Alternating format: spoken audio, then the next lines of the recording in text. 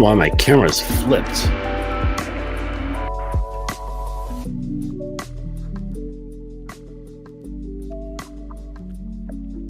This is weird. For some reason, my camera's flipped. Let's see what the hell is going on. Mirror my camera. No, there we go. What the hell is going on with this shit? Anyways, good evening. Was having some internet issues, but we're back. Welcome to the Dominance Academy. This is your professor, Mr. Justin. And just remember, power demands readiness, not eagerness.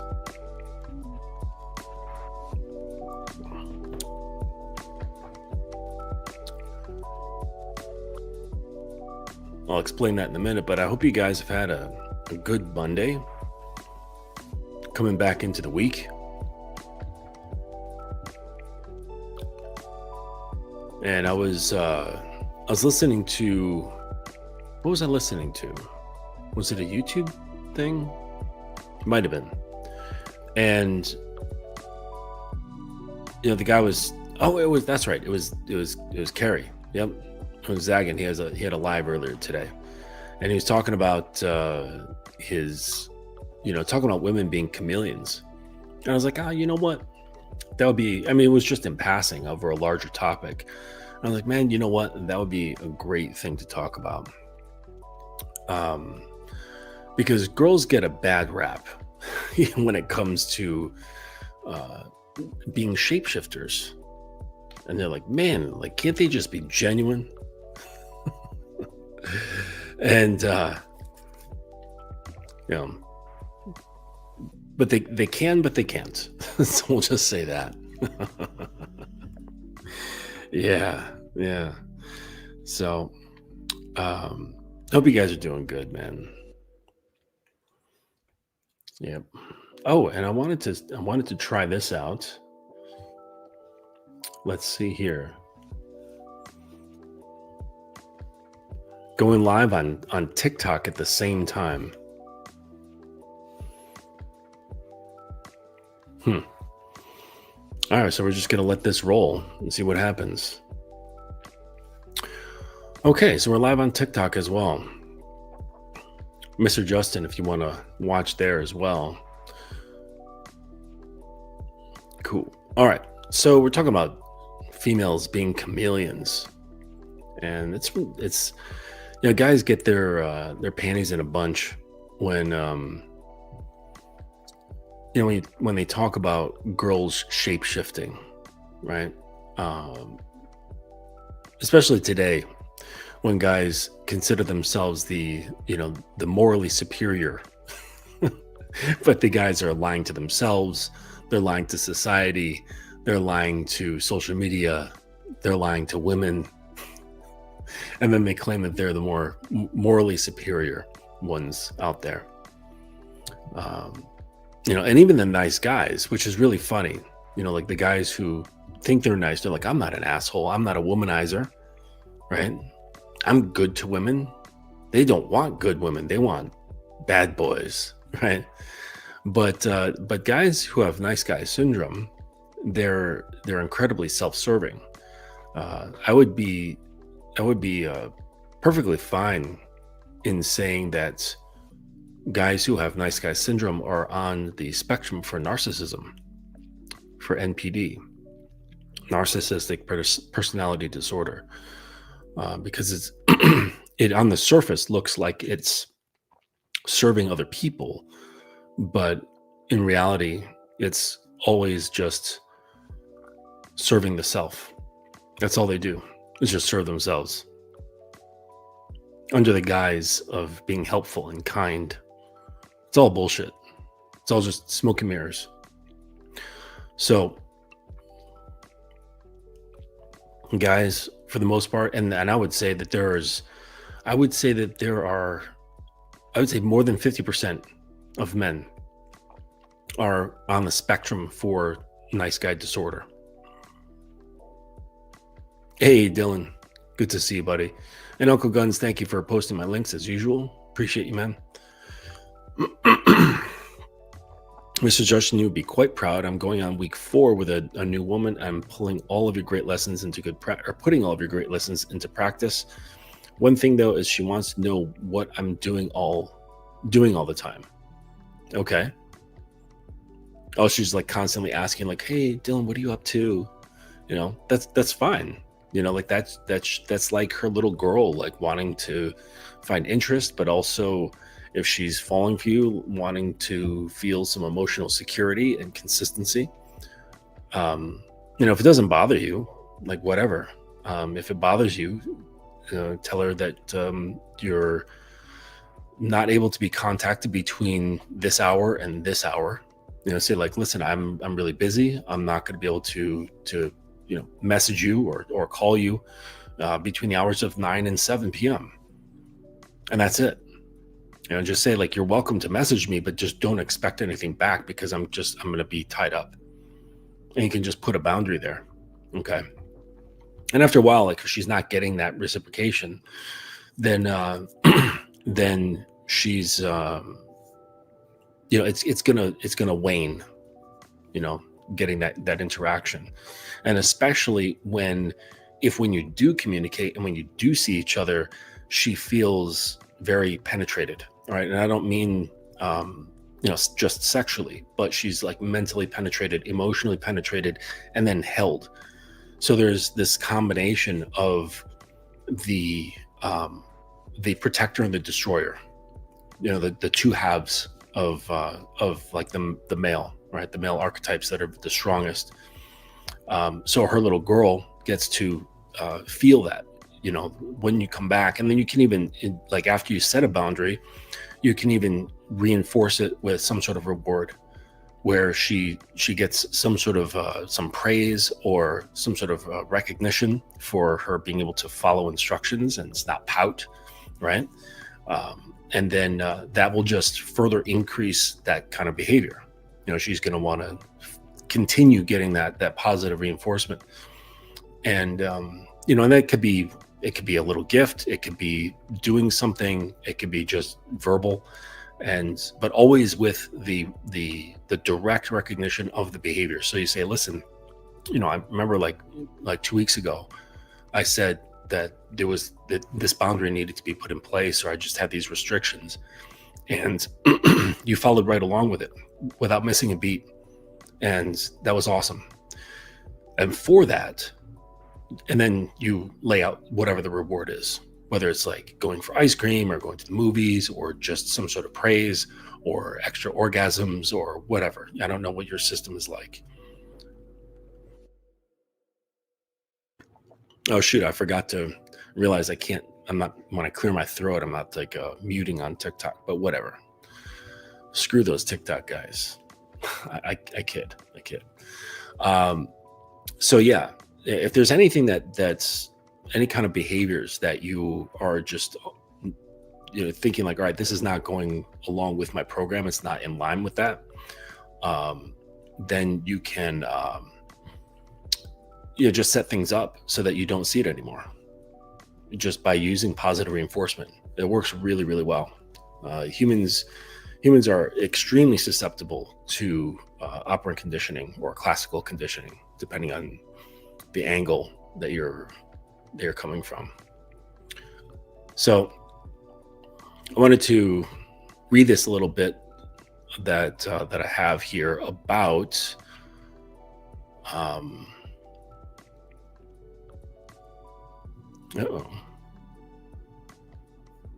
whoops, hold on a second. I have a little written thing about women being chameleons, and so we'll get into that.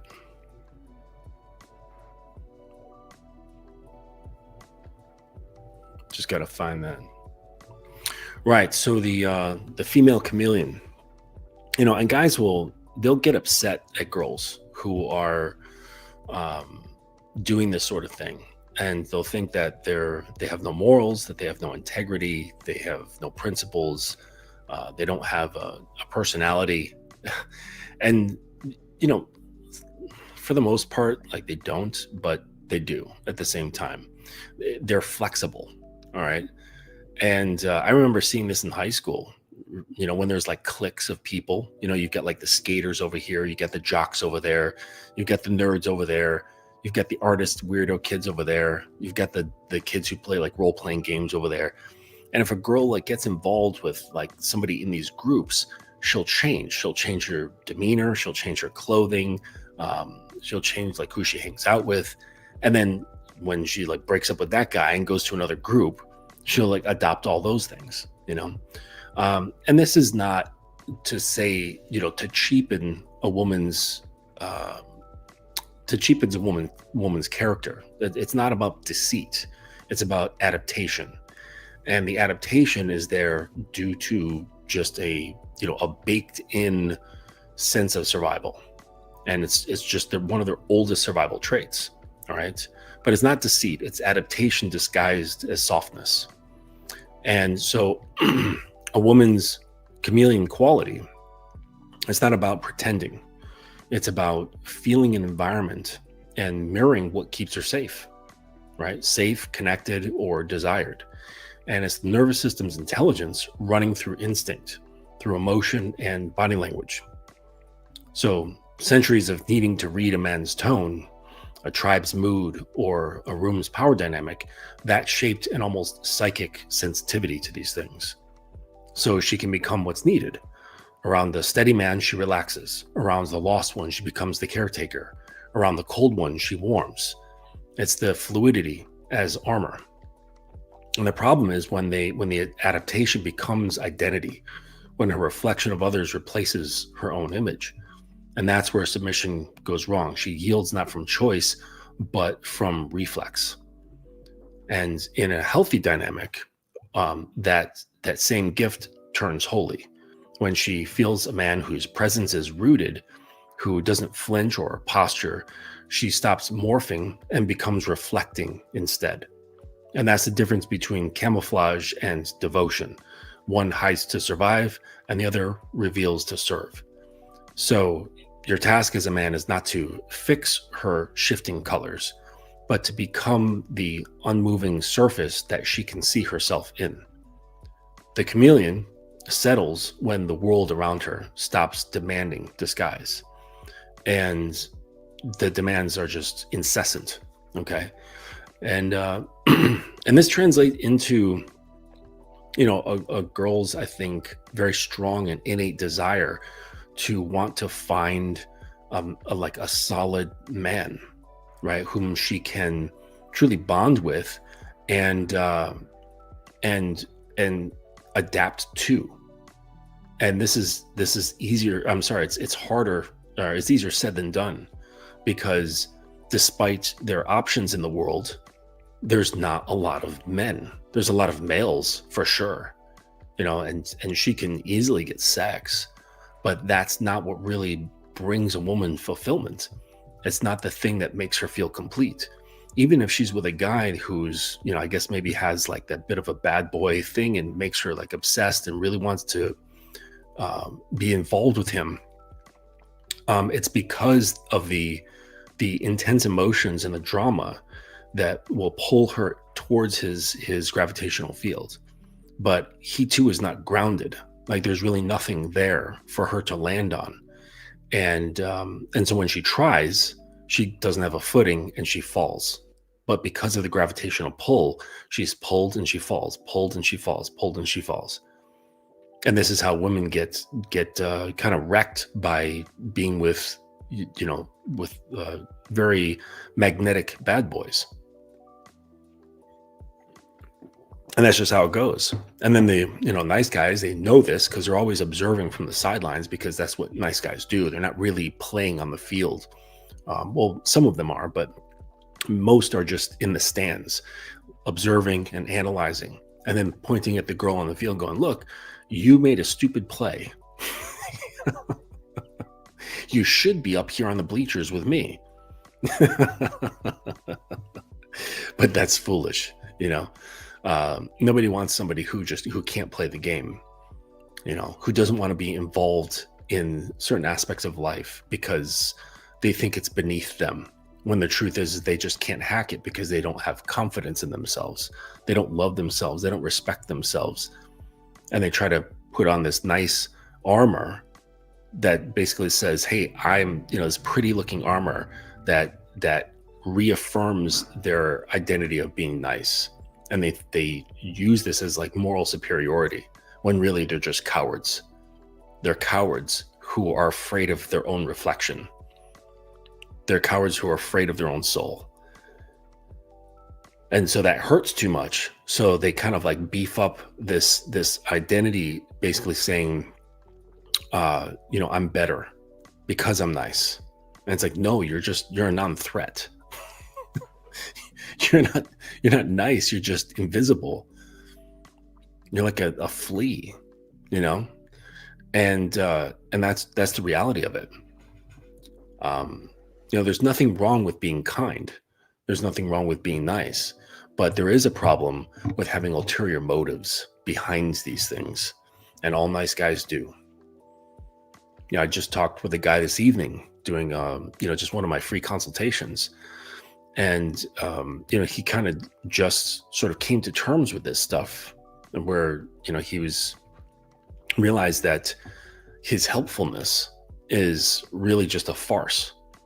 And what it really is a cleverly constructed facade in order to extract positive energy from other people.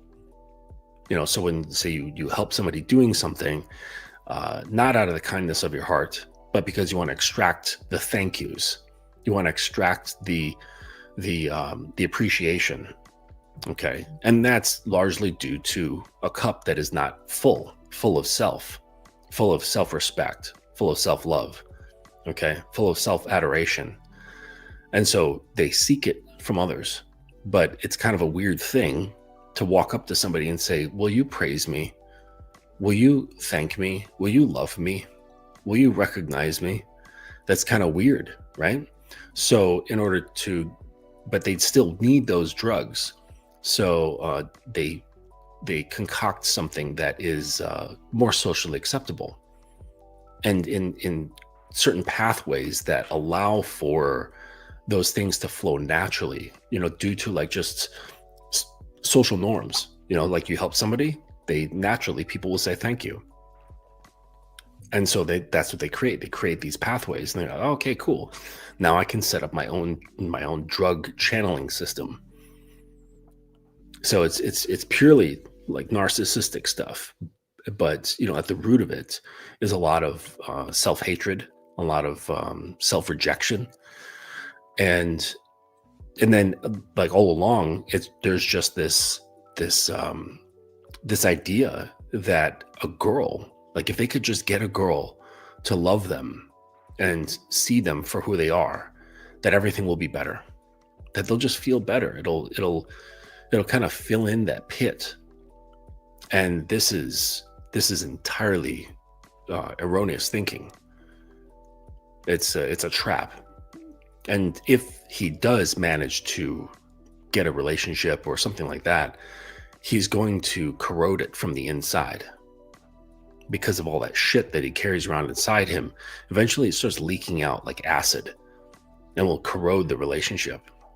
It will corrode him, the foundation of the relationship, which is very feeble because he's feeble. He doesn't stand on anything. He doesn't stand on principle. He doesn't stand on codes. He has no rules. He has no program. And so basically whatever's there is feeble and will then just easily be eroded. And then she'll lose respect. And that's usually what happens. So the girl will lose respect for the guy. And over time, maybe just slowly give it a chance. Maybe this is a one-off. Maybe this will get better. And she doesn't want to help him. And me saying that, guys will be like, why not? Right? Does she care about him? Like, why wouldn't she want to help him? Because that will further set in the idea that he's not the man that she needs. She's not the man that she thought he was, and not the man that he put forth when they first met. And she's like, fuck, like, I don't want to be his babysitter. I don't want to be his therapist. I don't want to be his, his little helper that kind of stands behind him so he can stand erect. I just want to be a woman. I want to be the one who can crumble at his feet. I want to be the one who can collapse into his arms, physically or metaphorically. That's what she wants. But how can you do that if you're looking for the same thing? Chaos and chaos mixed together doesn't create stability. Someone needs to be stable. And when you come in fractured, when your identity is fractured, your masculinity is fractured, you don't have wholeness. It does not promote the sensations of stability and like a solid form to her. It leads to instability, and this is going to make her feel uneasy. And an uneasy woman cannot relax. If she can't relax, she can't be vulnerable. If she can't be vulnerable, she can't submit. If she can't submit, she can't surrender. So you're just going to be dealing with this very plastic, hard facade of a girl. And you think, well, as long as I'm getting laid, then I'm okay, right? Because that's only the drug that I need. When you're missing the entire structure, you're missing the entire field of what you should be dealing with, which includes responsibility, which includes leadership, guidance, being able to see beyond just what's in front of you. And this is what's required of men.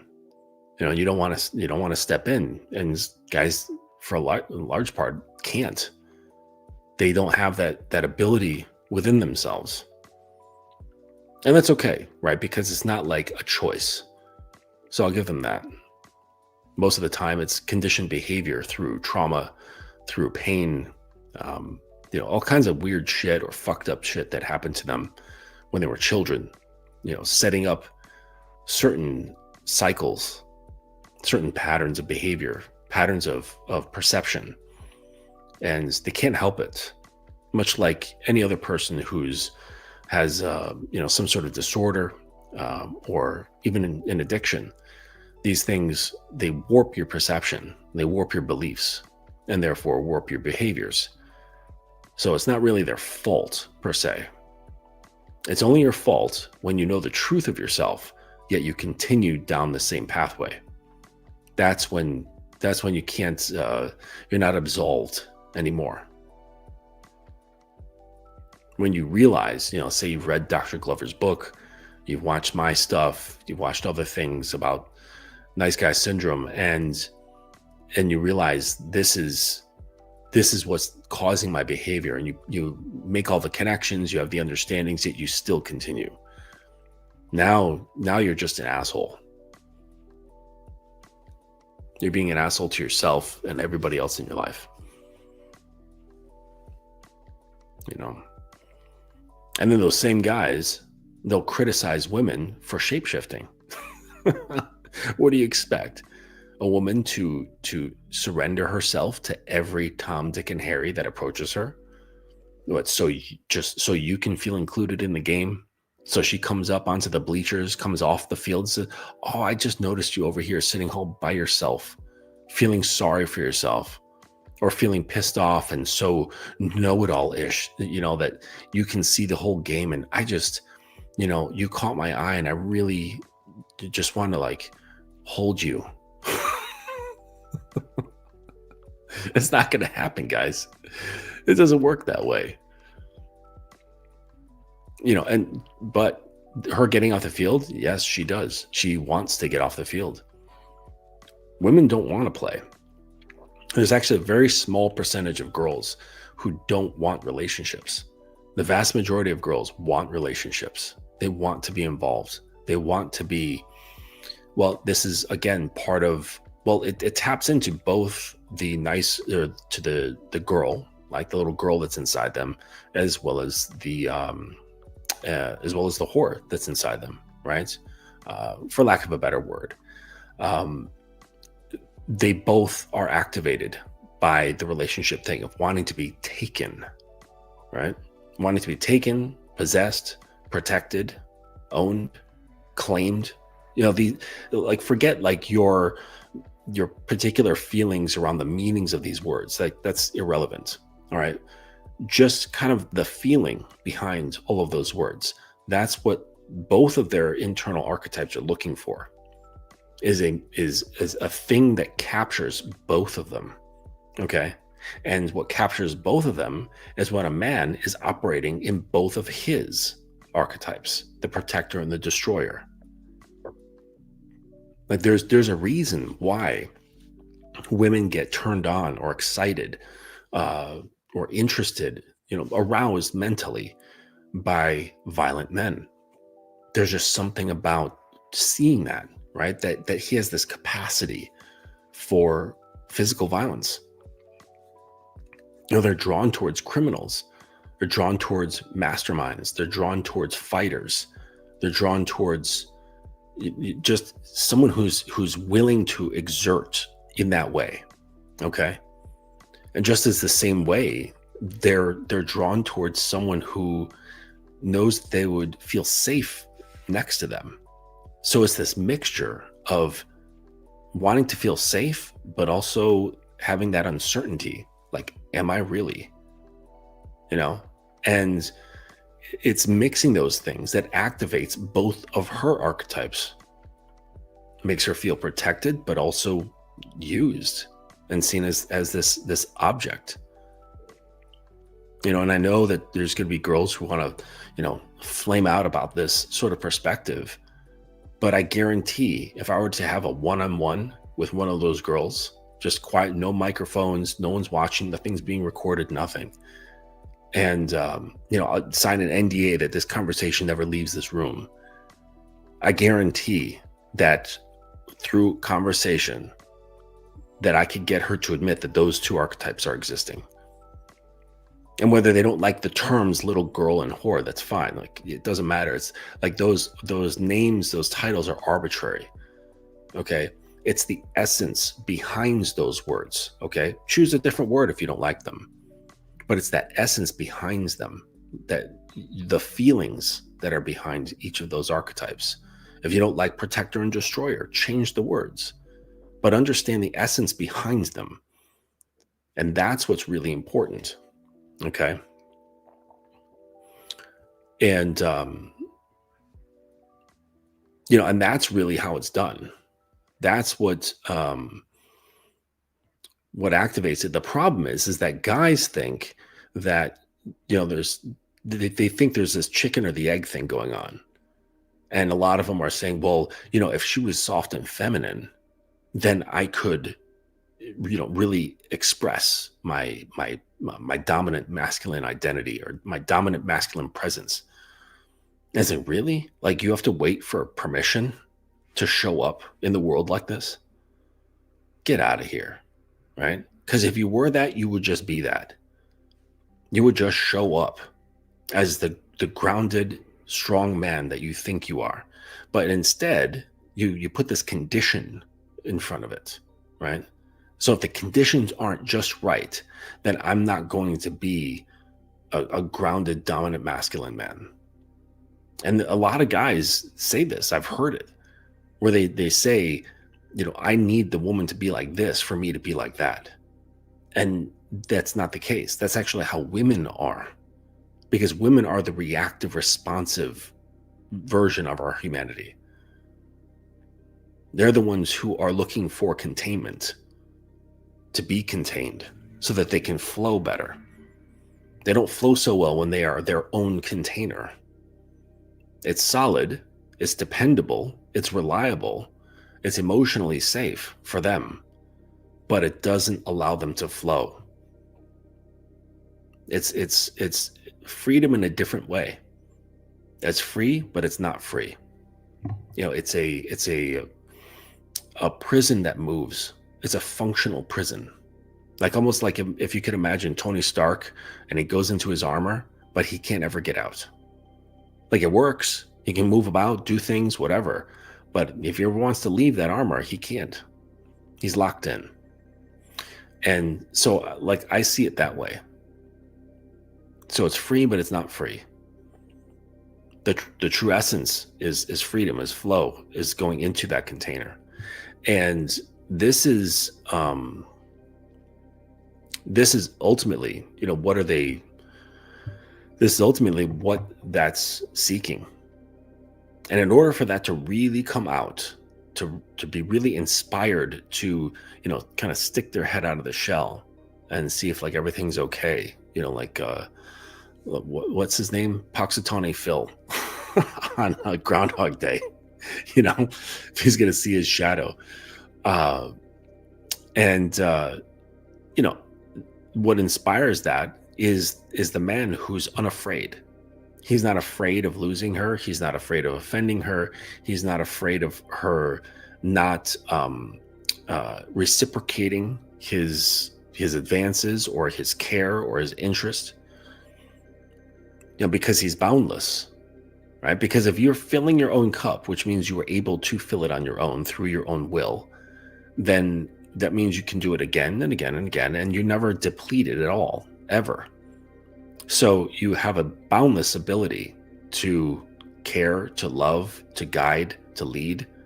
There's no a finite amount that you have to kind of guard and watch over and hold on to. Okay. And you're counting your pennies. All right. That's not how it works. However, we're not flippant about these things. Okay. We're actually very frugal. Boundless as it may be, we are frugal, right? Because we realize that this is something that is, can be largely coveted by a lot of women. Okay. So you can't just give it to anybody who's willing to consume, because I don't need just a consumer. Can they take on whatever I give and transform it and do something with it to be able to make sure that it stays through their interaction with whatever I give them, be it rules, direction, coaching, guidance, influence. Can they maintain these things? Okay. Can they be part of the program? So if you want to like look at it as an analogy for, say, like a university, all right, we're not going to, like as professors, we're not going to teach a bunch of information to someone who's not going to take it seriously. And they do, right? But if I had a university, if I noticed that there were students that were just not taking it seriously, I wouldn't be like, oh, well, you're paying your tuition, so I could give a fuck, right? I wouldn't run it that way. Like if you don't show dedication, you don't show interest, you don't show that you want to fucking be here, you're just going to be let go. You can have a full refund. I don't care. Right? We need dedicated players. Okay. We need dedicated students. And so as men who live like this, we have a very strong and ever evolving filtering and vetting process. You should never, like if you get a woman who's like comes into your life, okay, and you've invited her in and she's done well into like integrating step by step, you should never, ever stop vetting, because your vetting process needs to increase as they progress. Okay. So like the barrier for entry into a university is such, you get past that, great. But now you're at the bottom of a very long ladder. And, at the top is like valedictorian or whatever, you know what I mean? And through each stage, there's layers of vetting to see, can you get to this stage? Can you get to this stage? Can you get to this stage? There's testing, there's progression, and not just being like left to your own devices, but there's also support systems, because they want you to win. Like you got this far, great. Can you get to the next thing? Great. And the more effort you put in an ideal sense, this is how I would run my university. There would be people there to support your development so that you can win. That they're not going to do the work for you, but they're going to be supportive and make sure that you have the best tools possible in order to succeed.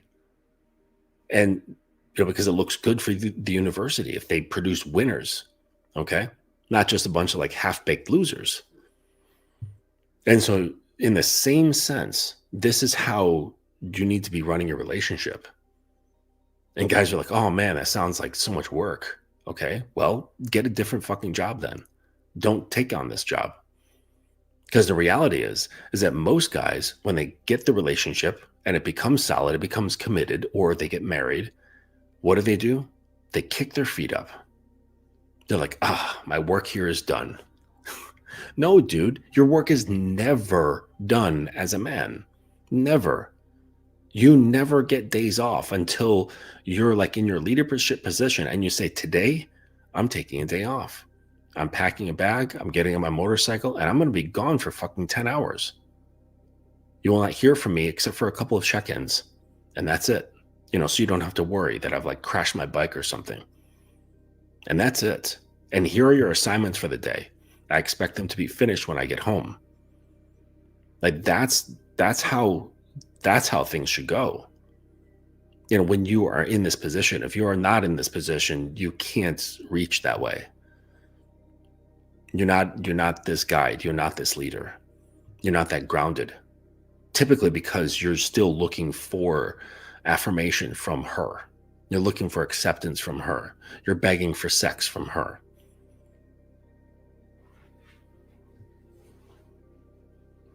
So you're always in a deficit. But you should absolutely never, ever stop vetting. And the vetting process just gets more refined as you go along. As the behaviors shift, they get better. And that's with anything that has to do with development of certain habits, characteristics, traits, abilities. You're never at a point where you're like, okay, I'm done, right? So if you ever meet anyone in any sort of field that claims that they are a master of something, walk away. Because, true masters, they will claim that they are forever students. And they're like, no. Like, this black belt, like, sure, I work for it, but like, I'm still learning, right? Yes, like, I know I've won like 1 million awards for paintings or whatever, but yeah, I still have a lot to learn. I'm not as good as I'd like to be. And that's not being like, humble bragging or anything like that. It's understanding the reality of things, that you're never in a set position as a man. If you're like progressive minded. And I don't mean like socially progressive, but I mean in the mindset of progression, building upon what you've already built, always in a position of improving, trying to improve things. And as things get better, the improvements become more and more minute. Whereas like only you and people who are, say, like more sophisticated than you can see the fault. Others, like laymen, they'd be like, everything looks great to me. It's like, you don't understand. There's, within the relationship, there are these like psychological, tilting points. They're small, but they're significant. You look at like, say, like an artist, they can render shit like amazingly, but to that artist, if their ego is in check, they can see all the faults and like, fuck. And the guys who are better than them can see all the faults. But to the layman, they're like, wow, it's beautiful. What do you mean there's a bunch wrong with it? What are you talking about? Same thing with martial arts, music, any other skill, anything that has development in it. The people that know realize that it is just about maintenance and development. And people, it just blows my mind that people do not treat relationships in the same way. That with that mindset, and the reason why they can't is because they come to relationships as a means of healing themselves. They treat it like a drug depot. They treat it like a therapist's office, not consciously. It's all unconscious behaviors, but that's what they're doing. And when you do that, you deviate far off from where you need to be as a leader, as a man, because you're relying on this system so that you can stand up. And that's just entirely weak. It's bullshit. Hey there, Dr. Steele. Good to see you, man. Good way. Uncle Justin, at what age did you learn the BDSM game? Okay, well, it's not a game. It's a lifestyle. And when did I learn about it? Gosh, I don't know. I've known about it for a long time. I've practiced it for less than that. And I so-called like came out of the closet about 5 years ago, where I just kind of said, fuck it. I'm putting this into all my social media. I'm not going to be afraid to talk about it with people online or face to face. And at first there was some judgment, but that's the way things go sometimes. It's usually out of ignorance. And oftentimes we fear the things that we don't understand. And that's not to say everything that is feared is misunderstood, but things that are misunderstood are often feared. And so I just rolled with the punches, and the people who were willing to listen would get a clear understanding. And they'd be like, wow, I had no idea that that's what power dynamics were about. I thought that, BDSM was about beating ass, making girls cry and, coming on their face, when it's really not about that at all. It's really about creating profound interpersonal connections that I really have not been able to experience in any other format, format of interacting with people. I guess my time in the temple was pretty intense, but I guess that's the nature of it. You're being pushed psychologically, physically, and spiritually. So you're bound to kind of come to certain realizations and make certain bonds with people that are on a different level, that are hard to explain. Because, like, to be fair, there's people who are in this lifestyle that are not coupled up. They have a connection that, there's play partners, and they could be married outside of that play partner or that partnership. And, but they have a relationship. It's weird because they're not exactly just friends. They're not exactly lovers. They're not in a traditional sense of a relationship, and they're not married. So and they're not like fuck buddies, because sometimes sex is never exchanged. So it's like, what is this? But there's a tremendous amount of trust developed, tremendous amount of trust.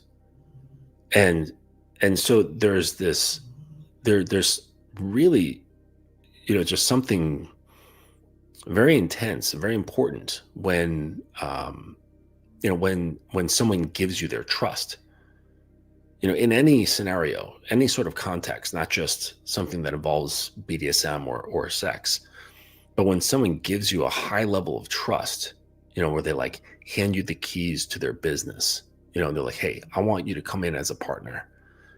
It's a huge deal when someone gives you trust.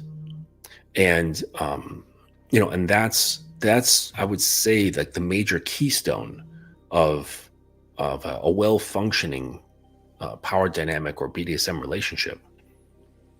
If you don't know what a keystone is, like, you ever see like those arches made of stone, very old, and at the very top center, the apex of the arch, there's a stone that's like wedge shaped right in the middle at the top. And that there holds all the other stones. They don't use glue. They don't use anything except for friction and gravity. But because of that keystone, the way it's shaped, the pressure holds everything together, and the stones will just stay there, until like a force is, placed upon it for it to move. But that's what trust is like. The trust is like that keystone, and it holds things together. And so because trust can be developed in, a myriad of types of relationships, that means it's a key powerful ingredient. And you don't see it practiced like with intention in regular relationships. That's the problem that I see. And studies have shown this. There's been studies done on, say, like normies and people who live the lifestyle. And they found that the trust is way lower in normie relationships and much higher in BDSM relationships. And then the stress markers were much higher in normie relationships and much lower in BDSM relationships.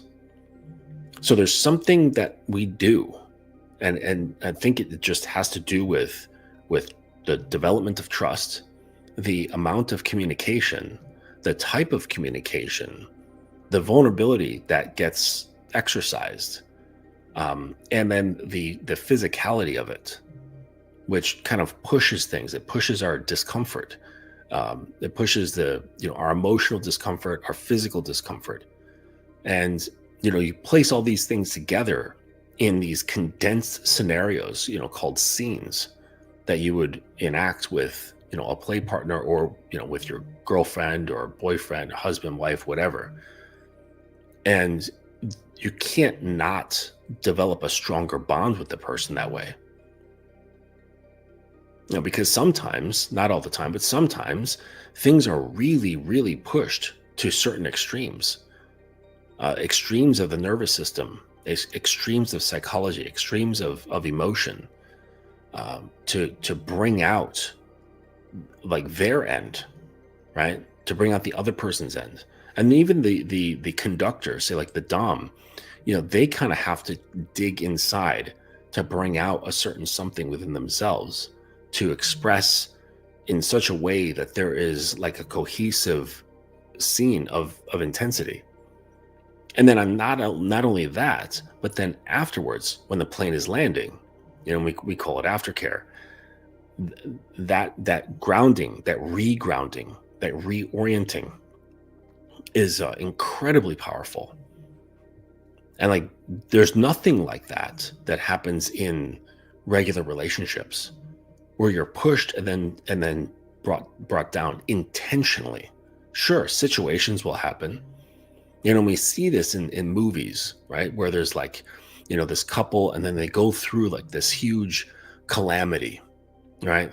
Like some sort of stress, or there's like war, or they're fighting monsters or zombies or whatever. And that's the thing that produces the strain and the resilience and relying on the other person and trust and all these things. There's this outside scenario that pushes them to be in a certain way, to look to the other person with a lot of confidence. And there's like vulnerability is necessary.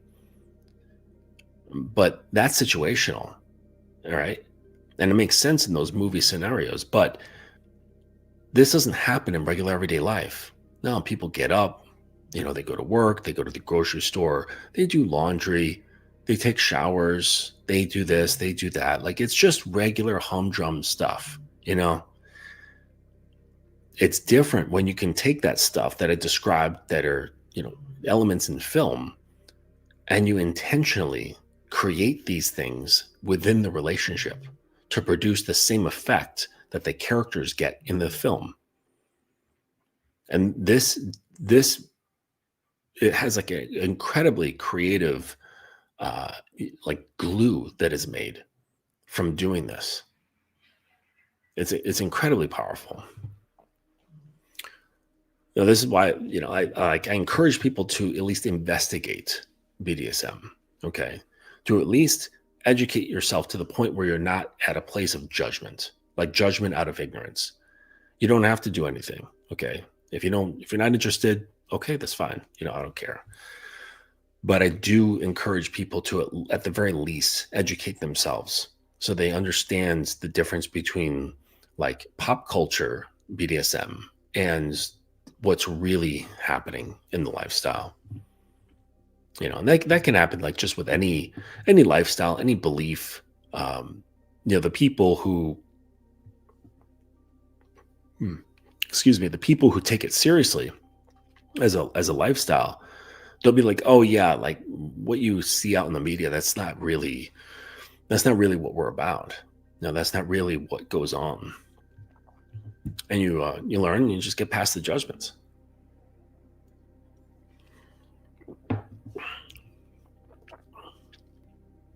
Hey there, kitten. I know you got a lot to do, so I appreciate you popping in here, saying hello.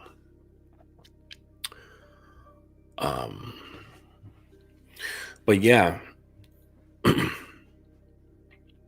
it's kind of circling back on the circling back on the the chameleon stuff, because I guess that's what it was. The title's about that chameleon stuff. It's very much tied to trust, because it's a survival mechanism. Okay. They shapeshift so that they can survive better, in hopes of making better choices, you know. And the thing is, though, is that when she does come across someone that inspires her trust, that inspires her handing over of the will, then that's when the shapeshifting, well, it doesn't stop. It changes. And it takes a while, I think, for it to stop, because like what happens is, she'll find somebody whom she trusts, who she has high interest in. And then it's like, well, I don't want to lose this guy. I want to study him. I want to observe what he's into, what he likes, what his patterns are, his preferences, and kind of move into that. And she'll kind of morph into that thing there. And your job is to actually recognize this, is to not be, first of all, not swayed or influenced by the performance. Not at all. And what I do is if I see the performance, I keep things business as usual, because I want to push that performance. It's like, oh, you want to perform? All right, I'm going to make it really hard for you to perform. And I'm going to keep her in the performative state. Like, I don't want to break it, but I want to intensify it, and see how long, because either she's going to break and the performance is not going to be able to last, or it's going to be imbued into her. And so I just keep pushing. I keep pushing that performance, because typically the performance is exactly what you want to see, but you just wish it were natural. And it's like, okay, well, we're just going to make this natural.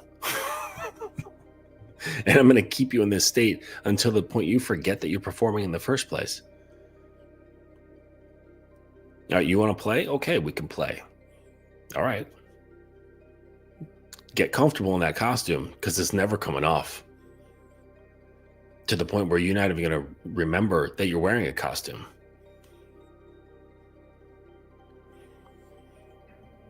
So it really doesn't matter to me, guys like me, like what you're showing up as long as it fits with what I want to see, what I expect, what I know would be beneficial to my kind of relationship, and you're doing what's necessary to hold that position.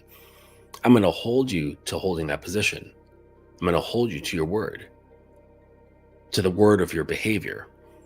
And I'm going to make sure, through my rules and my guidance, that it stays consistent, also through, rewards, punishments, and things like that. So the performance doesn't even have a chance to stop. It doesn't have a chance to fall off. I'm just going to keep it going. And if it tries to teeter off to one side, I just put up a barrier. Nope, that's going to stay here. You came in like this, you're going to finish like this. Yeah. But hey, Ludwig, don't worry about it, man. No worries. I understand what you were saying, but the words that we use are powerful. When we talk about game, it's I don't know. It's such a vague, an amorphous thing. So I understand, the ability to kind of like lump things into it. It's all right though. No big deal.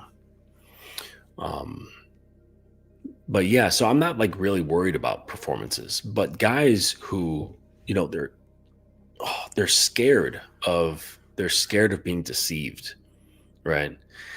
And this is because they're pouring too much in. They're creating emotional attachments before that's been earned, right? Like I see my emotional attachment as something of value. Like for me to be emotionally attached to you, or to be like emotionally aware, like acutely aware of your presence on an emotional level, that's something that is prized. And so therefore it must be earned. I'm not going to give that away. I'm not going to give away anything for free except my curiosity. That's the only thing I give away for free. All right. My initiation of conversation, I give that away for free. But beyond those things, everything else has a cost. And if you can hack it, if you can, if you got the goods to pay the bill, then great, you can stick around. But the minute that your payment falters, okay, like maybe you'll have a warning, you'll be on watch for a little bit, and if it continues, well, then you just get kicked out. Because it's like life is too short.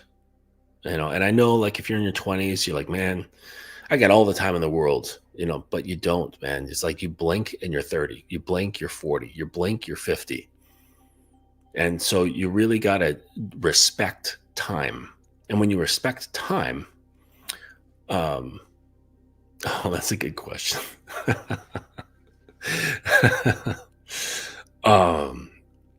When you respect time, it's it puts things into perspective for you, and you don't want to waste time. We don't waste the things that we respect.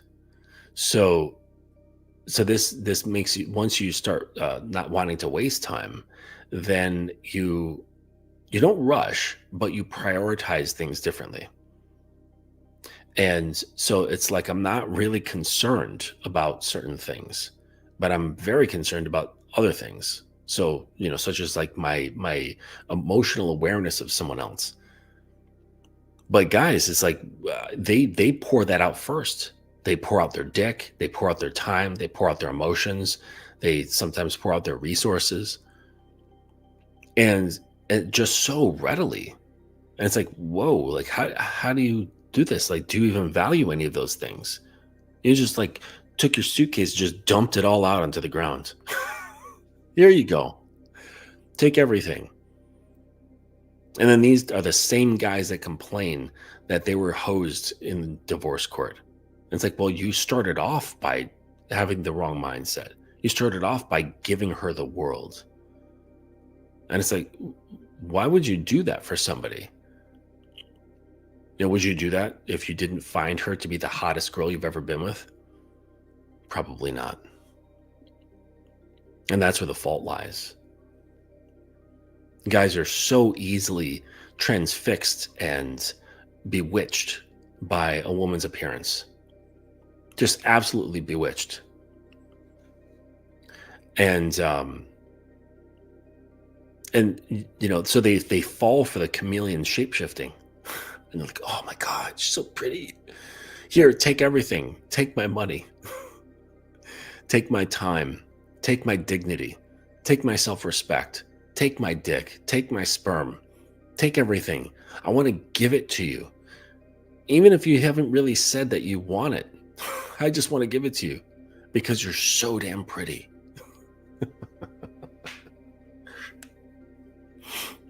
And then they cry when things don't go well. Well, you came in like melted butter. You have no form. You have no structure.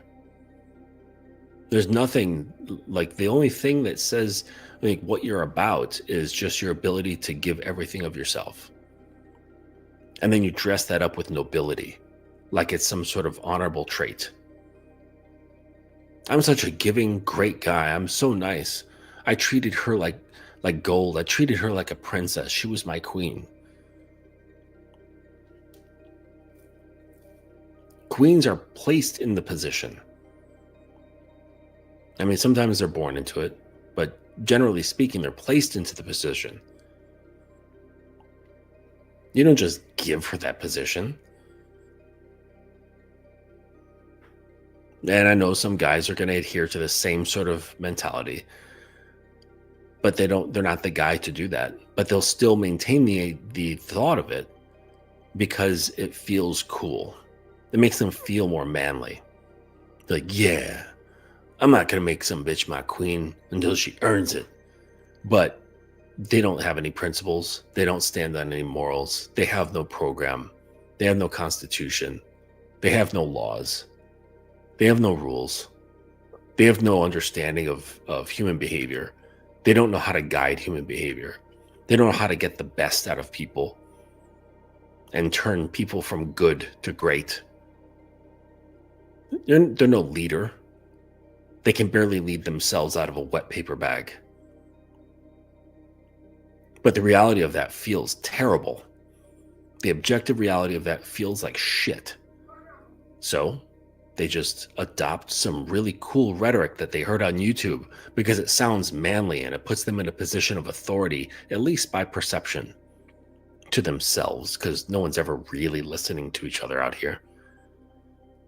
And they can just go around with this fucking ghost of an identity indefinitely, because really facing the truth fucking sucks. Because truth is often masked with layers of pain and fear, sometimes anger. But frankly, that's the only way through. I say this a lot now, that the pathway to manhood is laid in bricks of honesty. You will never be a man until you are honest, again and again and again, in multiple areas, especially to yourself. But if you hide behind your ego, which is what the ego likes to do, okay, because that's part of your identity, it's how you see yourself. And if you were to break that apart or start delaminating the layers, that causes a bit of a painful shift. It doesn't feel very good. Right? It's not an easy or fun process. Thought I heard some weird shit outside. But that's what having a guide is for, right? Because if you don't have a guide, then you can get caught up in some really weird and murky mental gymnastics. I've got a guy who's kind of going through that now, and it's good that he has me in his corner so that he doesn't spiral. Yeah, and this is a common thing with guys. Like they'll have enough awareness about themselves to recognize certain behavior patterns, and they'll recognize that they've done something wrong, like according to their own principles, and then feel bad about I don't know if I can. I guess I'll have to. All right, I stopped the thing. Excuse me just a minute. Got an important phone call.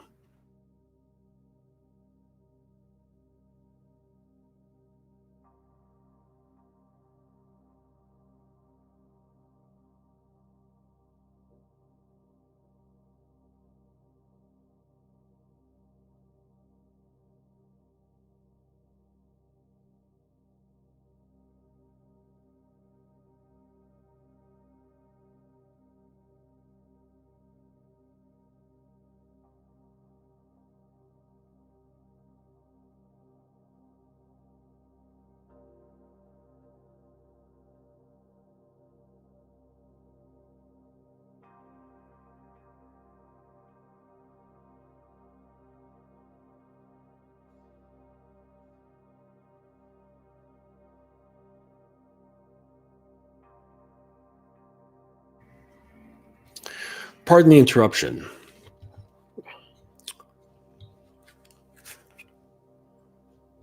Yes, pardon the interruption. But yeah, it's funny.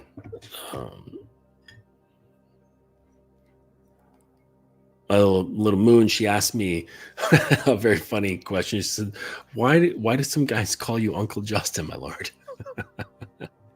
It's just a cultural thing. Some people just, if there's any kind of like teacher or guide or someone they look up to for advice, they will just attach uncle to them, as if like they're kind of like the family member that gives advice, but not directly linked to the immediate nuclear family. So he's like part of the family, but not, and he gives sage advice. So oftentimes he's called uncle.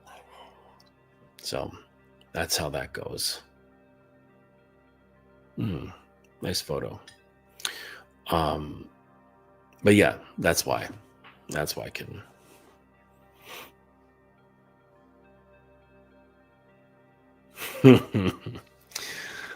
Yes. You're welcome, little one. So, but yeah, girls can be, all kinds of chameleons. My son, she just told me in the chat that, she's also a chameleon, at least in appearance. Yeah. And to be fair, like there's some truth to that. Like, you ever look at how many shoes a girl has? They've got tons. And what I notice is that the shoes carry a certain kind of feeling with each set. Like there's like a mood that goes with those shoes. And if they put them on, it kind of like changes how they feel. And then the outfit can kind of coincide with that feeling. And then you've got this like pseudo persona that they're putting on for the day. It can be enjoyable, or it can be like a mood lift or a mood shift.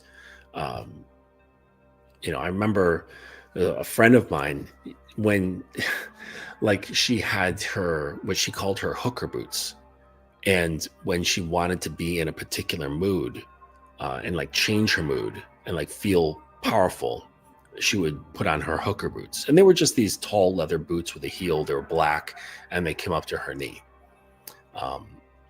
So yeah, but this is just what girls are. And it just further proves that they're fluid like, they're clay like. And, you could say that, oh, they don't have a solid identity. But that's like saying clay doesn't have a solid identity. It does. Its identity is that of changeability, of mutability. Okay. If you guys are into astrology, there's mutable signs and fixed signs. Okay. I'm a fixed sign. Things like Sagittarius are mutable signs. They shift and can change. At least I think it's mutable. I'd have to look that up. But this is also the good thing, right? It's interesting because, in this sphere, the things that a lot of guys criticize about women is also one of the things that makes them wonderful. All right. So they will criticize girls for, just a whole host of things. I mean, like, we could just stick on the chameleon aspect, just always changing up, being able to take form, and then telling them that means that they're being dishonest, or that they just don't show up the way guys do. And the thing is but that's what allows them to really bond into somebody who has, a very strong frame, a very strong game, a very strong, position on themselves and how they live and this sort of thing. And if the girl's like, oh, I like that, and she just like takes that form, just fills the space, and like kind of squeezes herself into all the little corners, and she's like, I belong here. And it's cute like that, where they kind of where they fill the space, they fill the cracks, while you fill their cracks. I'm sorry, that was a terrible joke. But it's what makes them wonderful. It allows, and on their end, it also produces a little bit of danger because it allows women to be very susceptible to suggestion, which is why there's so much advertising and marketing and propaganda aimed at women, because you get into emotions, and this is like how you change people. It's how you alter the behavior, is by getting into their emotions. You really can't change behavior by presenting a logical argument. It never works. Like, I've never seen someone change their position after a debate, like after like a structured, logical debate, right? I've never seen anyone change their mind and be like, you know what? You're absolutely right. I'm going to drop my whole position and I'm going to just take up yours. I've never seen that. Yet guys will continuously, online and in their relationships, browbeat their girls or browbeat women online to get them to see a certain something, get them to admit a certain something. And that's not the way. If you really, truly want to influence and guide someone, you must engage their emotions. That's how you alter. So, but that's not enough. That's not enough at all. You have to engage the emotions and get them percolated, getting them activated, getting them flowing and fizzing, right?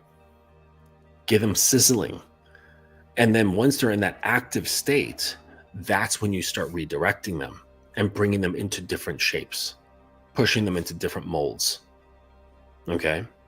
And that's why it's so important to also know how to lead and how to influence from like a structural position. Because it's like, okay, well, let's say you can do that.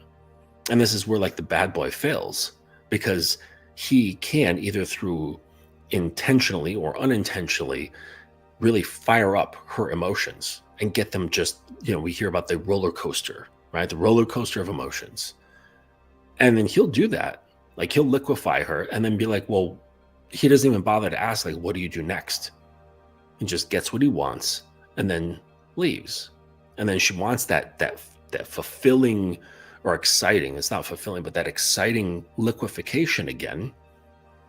She's brought up to temperature and liquefied again, and she wants it again because it's at least more fun than the dud who's predictable and nice and kind and dependable and would never raise his voice, never cross her in any kind of way. He would certainly never bend her over his knee and smack the shit out of her ass. So, it's like, well, fuck that. You know what I mean? And then she'll just deal with this other guy until that becomes exhausting, until it starts extracting from her soul and she starts getting depleted because her cup is being emptied by him, not filled by him. Okay? So you need to fill up these women. So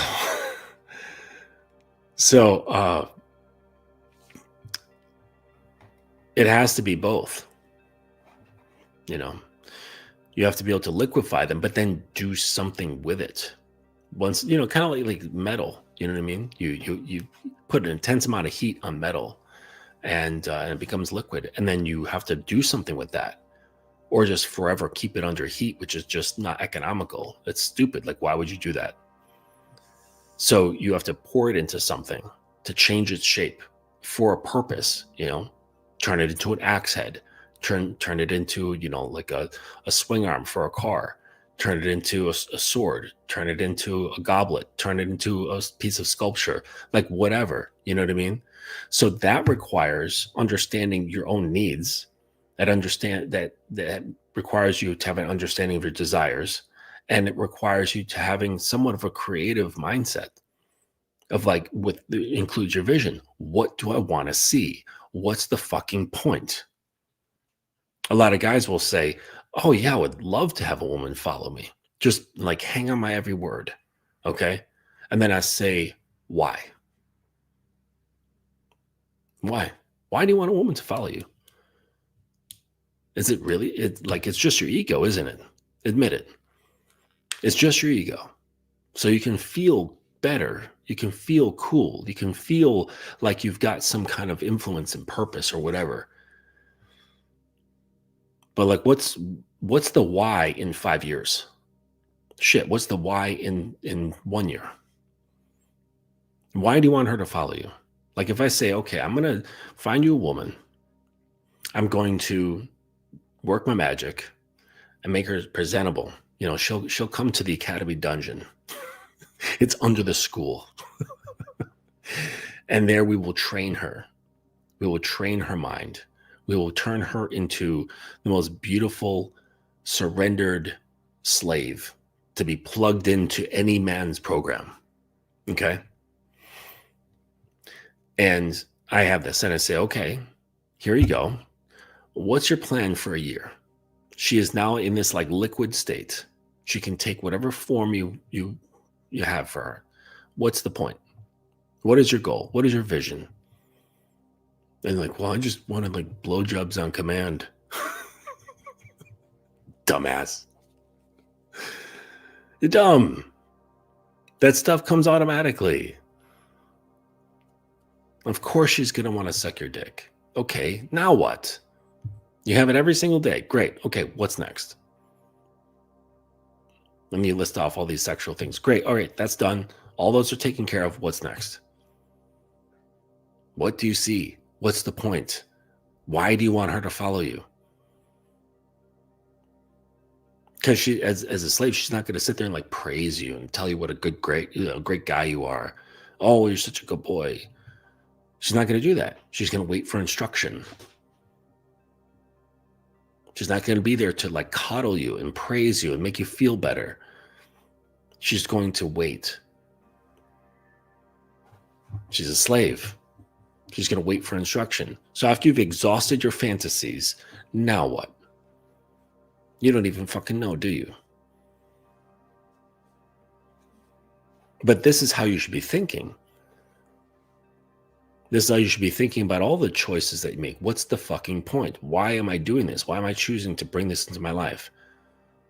Why do I want to sustain it? Now, of course, there's things that we have to sustain, right? Like, work, money, our health, food, roof over our head, clothes, car. There's needful things that we must sustain. Great. Okay. But if it's not like a needful thing, okay, it's not like you need women to survive. Why do you want a woman to follow you? What is her purpose? And why does she have to be cute if it's just about a woman following you? You have to be honest about these things. And to be fair, a lot of guys don't really know what they want, because they've been conditioned to not want. They've been conditioned to not want beyond the basics of life. And if you're to want something beyond that, then you get shamed. So for a lot of dudes, they get this trained out of them, this visioning, this long-term desiring. If it's not like within the social norm, it's like, oh, you selfish bastard. But it's not selfish. Thor had a great name for it. I can't remember what it is. But it's like enlightened self-interest. This is the position that you want to be in. You want to be in a position of enlightened self-interest.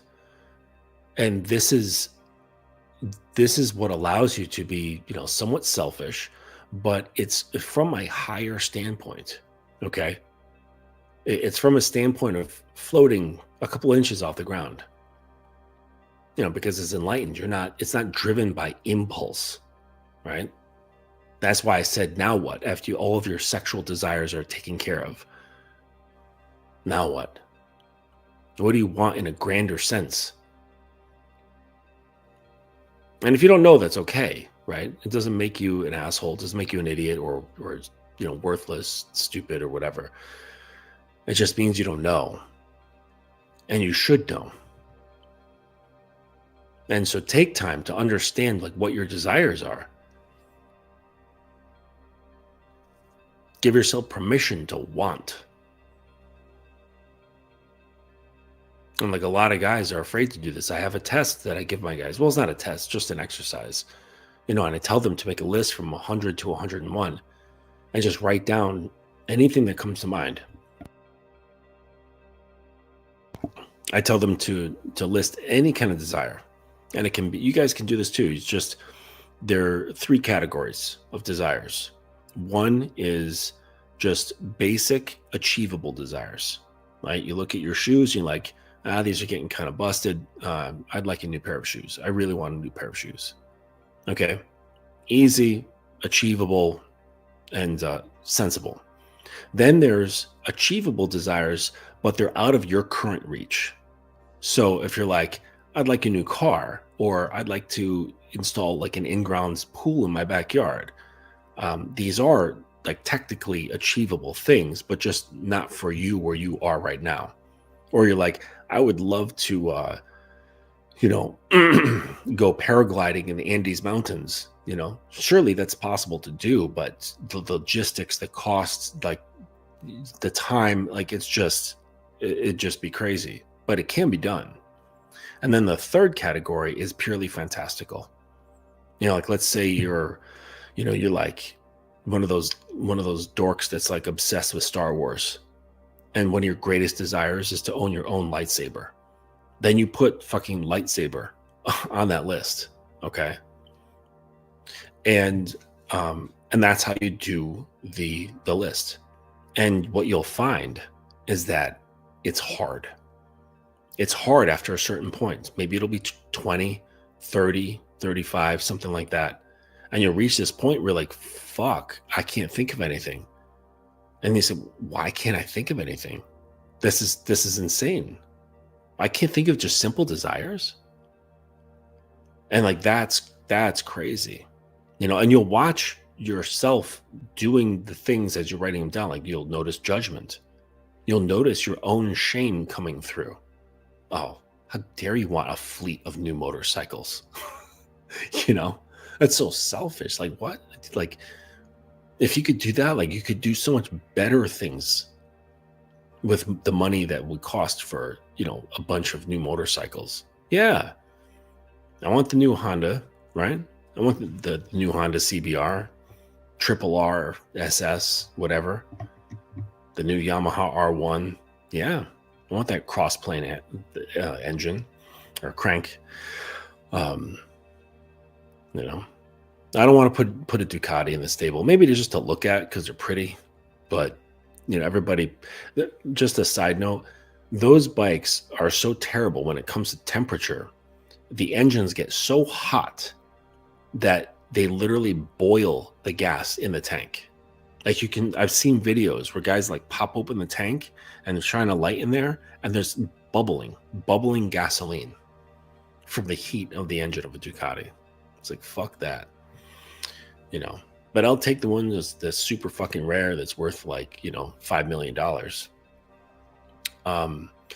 But the whole notion is around desires, and you have to give yourself permission to desire, and this extends not just to that list. Like it extends way beyond that list.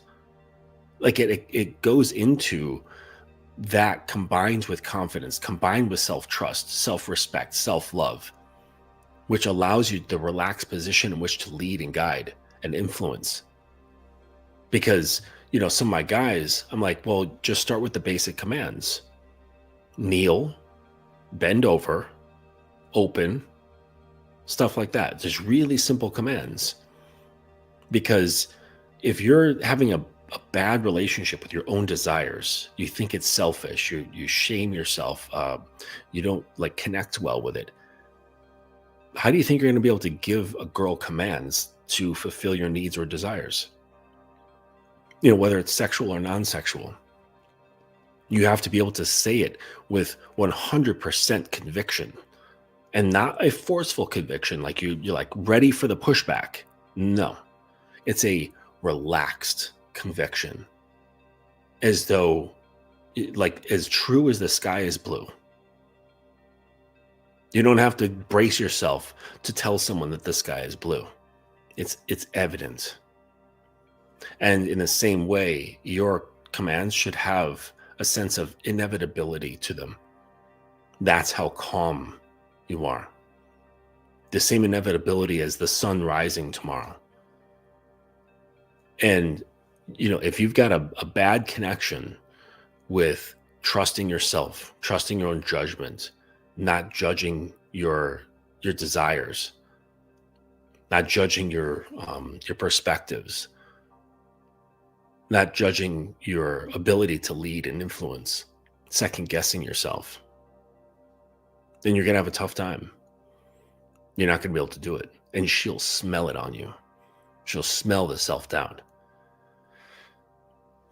And even if it's just kind of bleeding through the cracks. And it's not going to come up as like some sort of rational thing, where she's like really thinking about it. Maybe, but I think it's going to be more so an emotional response. She'll feel your doubt. She'll feel your hesitancy. And this is what you don't want. I mean, especially from yourself, but of course you don't want it from someone that you're trying to lead, right? So if you want them to feel comfortable in following, you have to be very comfortable in your position. You can't doubt what you do. You can't doubt who you are. And you certainly can't shore it up with bravado. Like that's not going to work. You can't shore this up with bullshit, because eventually it starts stinking.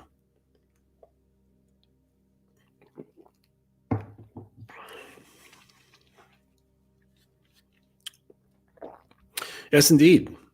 Yes, there's always good people in here. I used to have this one person that would come onto my streams, this real, just wacky person. And it was a guy that, I don't know if they were trolling or they just couldn't contain themselves, but just came at me with like really hard submissive vibes. Like, daddy, I need you to spank me. And like something about their socks. Like there was something about socks. I don't know what it was. Like I want to smell your socks or something along those lines. I don't know what it was. Wet socks. I don't know. But hey, thanks, man. Appreciate it. But that's a good punishment though. If your girl's like acting up, she's acting a little bratty, it's like, okay, give me your socks. Or you just go get her a pair of socks from her drawer or something and then soak them like sopping wet. Okay. And then say, here, put these on. And she has to wear them, wear sopping wet socks. And it's like, it's a gross feeling. Yeah. Yeah. Ludwig, the person had some weird foot fetish stuff, but, I kind of like those like humorous punishments, that make them not necessarily feel painful physically, but like emotionally, there's this, kind of like puts them out of alignment, just like holding a weird yoga pose, but with their emotions. And I like punishments that are like that. Like go soak your socks and wear them for like an hour. And you ever see like how people behave when, like say they're in a downpour, torrential downpour, and their clothes are soaked?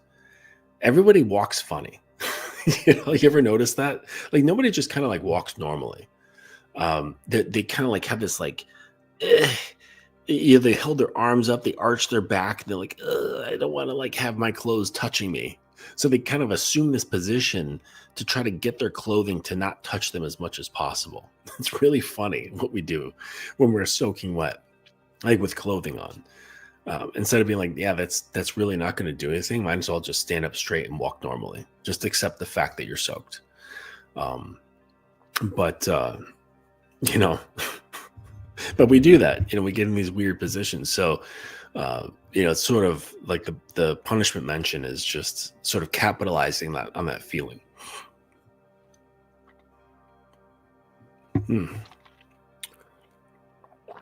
All right. So if anybody has any questions about this stuff,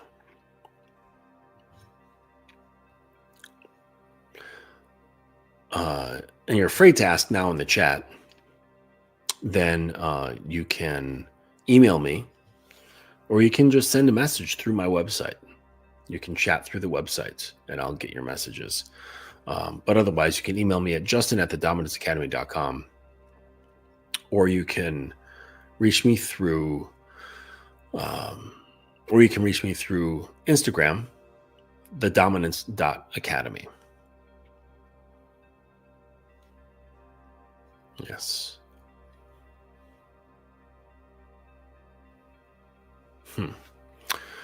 All right, so that's it. You know, I'm not going to ramble on about chameleons and shit. I think it's pretty well spoken so far.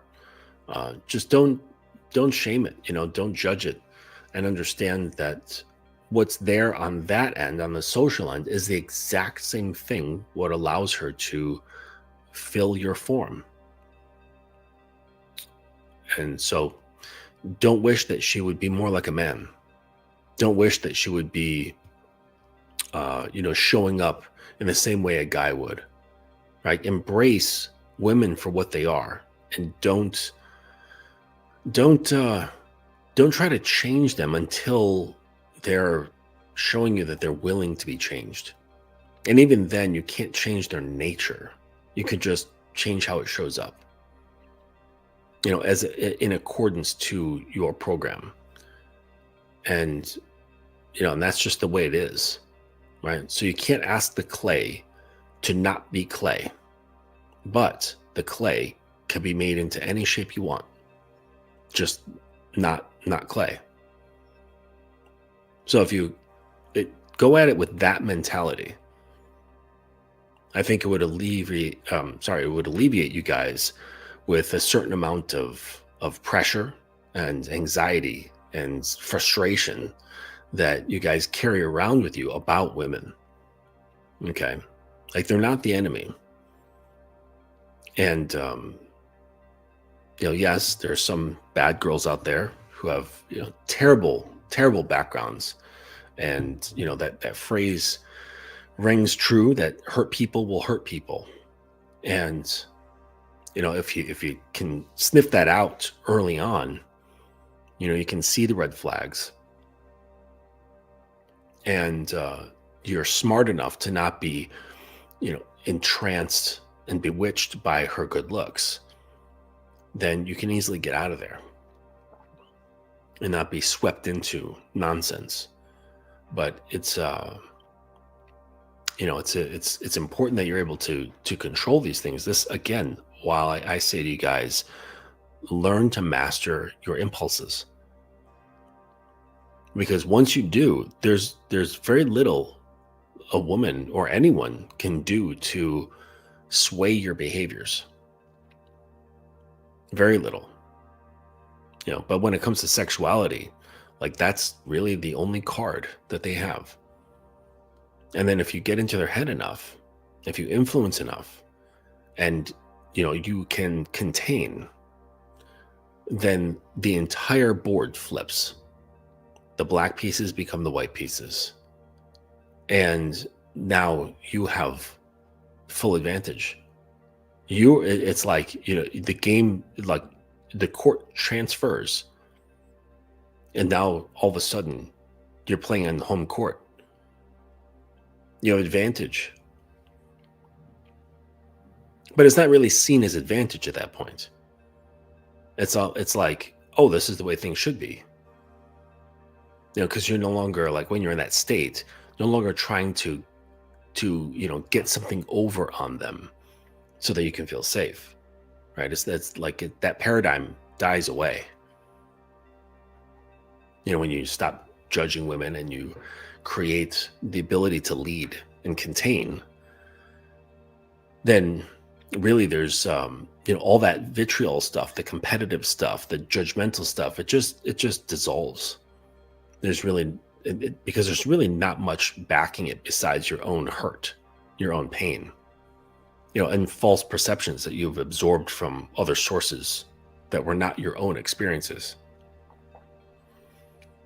Because maybe you'll have 1 or 2 or 3 bad experiences, but the wise man is not going to take that and paint all women with those experiences. It's impossible.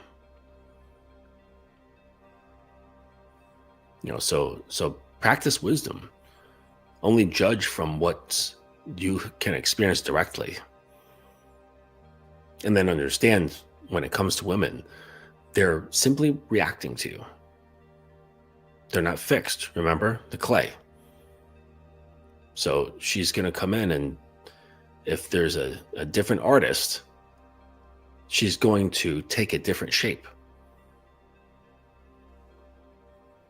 Versus a guy who's just going like hitting, just pressing his thumbs into it. You know what I mean? Or like every little kid who takes like art class, they get clay that they can fire. Without fail, they always make ashtrays. Maybe not like this generation, because like people like vape, or they don't smoke at all or whatever. It's like kind of like phasing out of culture, the like smoking thing. But I know, like, from like my kids' childhood and then earlier, this all just becomes it's like part of the thing, and without fail they always make ashtrays. Like, imagine an ashtray, not even a bowl, like a cereal bowl, a bowl for candy, fruit, whatever. No, an ashtray. Like, nobody smokes in the family. But that's how some of these guys are. They're like that, like just nitwits about it, out of ignorance, not because they want to be nitwits, but they just don't know any better. And so they're like making fucking ashtray with their thumbs. They're like, I'm a leader. Why doesn't she like me? And then there's there's Michelangelo's. There's Brancusi's, and who can just they without much effort, they can just change the shape of the clay at will.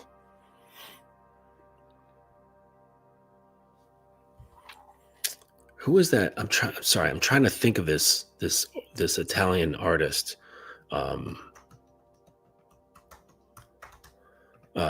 He did marble.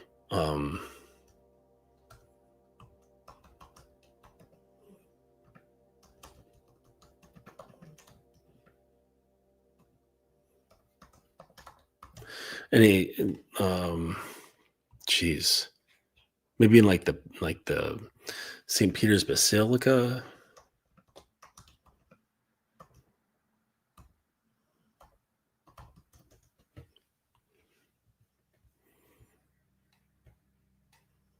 Oh, Bernini. That's what it is. Yes.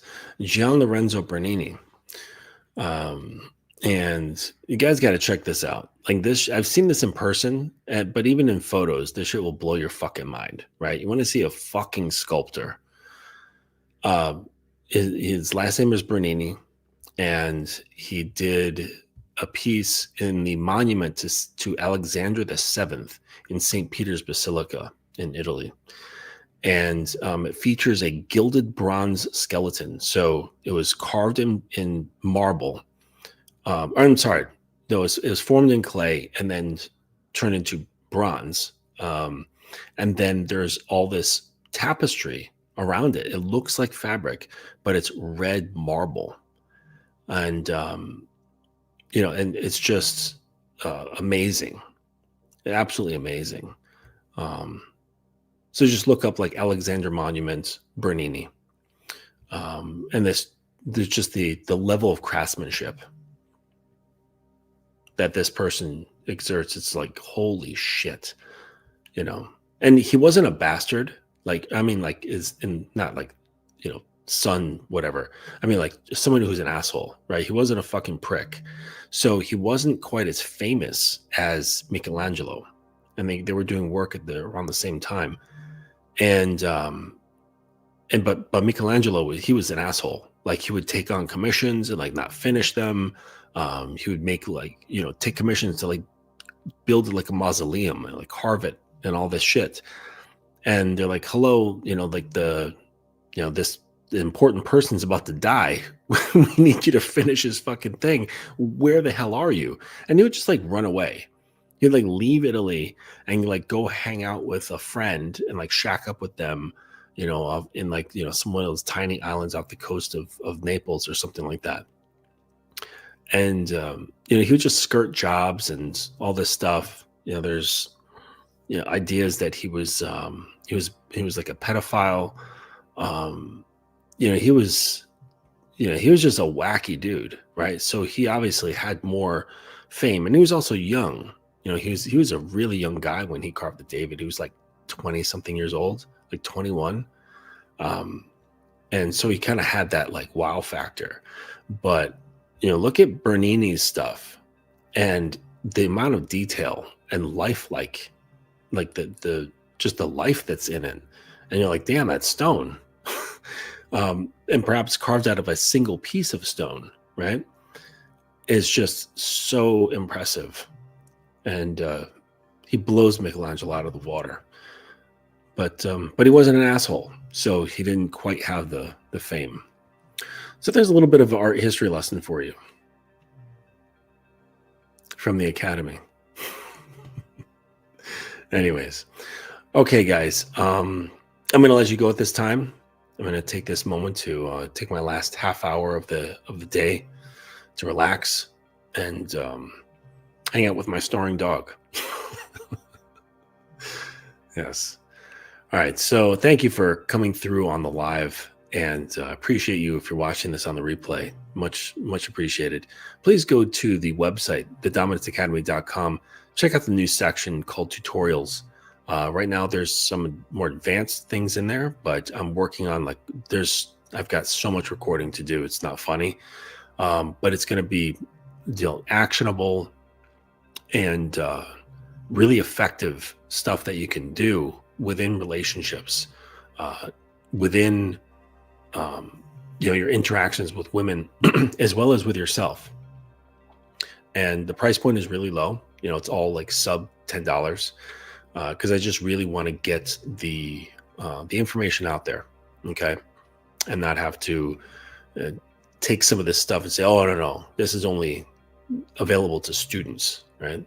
So it's just a way to give a little snippet of what's possible, as a student of the Academy, and and help guys out. So just keep a lookout, and there will be more and more of those audios coming through to educate you guys.